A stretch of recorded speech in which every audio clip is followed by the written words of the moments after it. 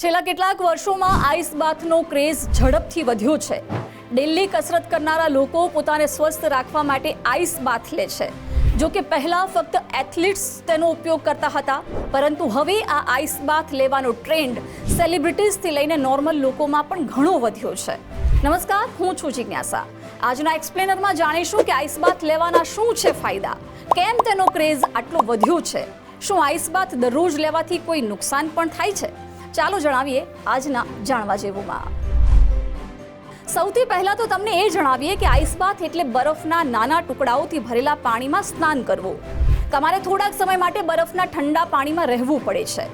Ice બાથ દરમિયાન પાણીનું તાપમાન સામાન્ય રીતે 10 થી 15 ડિગ્રી સેલ્સિયસ હોય છે। જો કે કેટલાક લોકો આના કરતાં વધુ બરફના પાણીમાં સ્નાન કરવાનું પણ પસંદ કરે છે। છેલ્લા કેટલાક સમયમાં સોશિયલ મીડિયા પર આઈસ બાથ લેનારા લોકોની સંખ્યા ઝડપથી વધી છે। તમને ફેસબુક, ઇન્સ્ટાગ્રામ અને ટ્વિટર પર આવા ઘણા વિડીયો જોવા મળશે। તો ચાલો તમને સૌથી પહેલા આઈસ બાથના ફાયદા જણાવીએ। આઈસ બાથ લેવાથી સ્નાયુઓ મજબૂત બને છે। આઈસ બાથ લેવાથી શરીર અને સ્નાયુઓમાં ફ્લેક્સિબિલિટી આવે છે। કસરત પછી આઈસ બાથ લેવાથી બળતરા, સ્નાયુઓમાં સોજો અને સ્નાયુઓના દુખાવામાં રાહત મળે છે। જો તમે હેવી લિફ્ટિંગ અને વર્કઆઉટ કરો છો તો આઈસ બાથ તમને આરામ આપવા માટે એક સારો વિકલ્પ છે। આઈસ બાથ માનસિક સ્વાસ્થ્ય અને રોગ પ્રતિકારક શક્તિ સુધારવામાં પણ મદદ કરે છે। ઊંઘ અને જીવનશૈલીમાં થોડોક સુધારો પણ થઈ શકે છે, જેના કારણે લોકોમાં બીમાર થવાની શક્યતા ઓછી થાય છે। આઈસ બાથના ફાયદાની તો આપણે વાત કરી, પણ હવે તેનાથી થતા નુકસાન વિશે પણ આપણે જણાવીએ।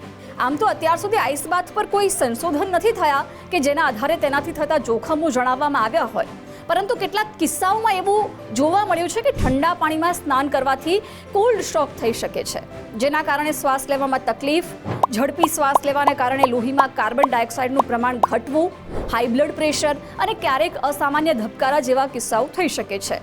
જો આવી પરિસ્થિતિ સર્જાય તો તાત્કાલિક ડોક્ટરનો સંપર્ક કરો। હવે ખાસ તો આઈસ બાથ લેતી વખતે કઈ બાબતોનું ધ્યાન રાખવું જોઈએ તે પણ જાણી લો। ખૂબ ઠંડા પાણીમાં સ્નાન ન કરો, એટલે કે પાણીનું તાપમાન ફક્ત 10 થી 15 ડિગ્રી સેલ્સિયસ હોવું જોઈએ। આઈસ બાથ વધારે સમય સુધી ન લો। સામાન્ય રીતે 10 થી 20 મિનિટ આઈસ બાથ લઈ શકાય છે, જે સ્વાસ્થ્યમાં મદદ કરશે અને થાક દૂર કરશે। જે લોકો પહેલીવાર આઈસ બાથ લઈ રહ્યા છે તેઓએ ફક્ત 10 મિનિટ માટે જ આઈસ બાથ લેવું જોઈએ। તો આજના જાણવા જેવુંમાં અત્યારે બસ આટલું જ। નવા એક વિષય સાથે ફરીથી મળીશું। નમસ્કાર।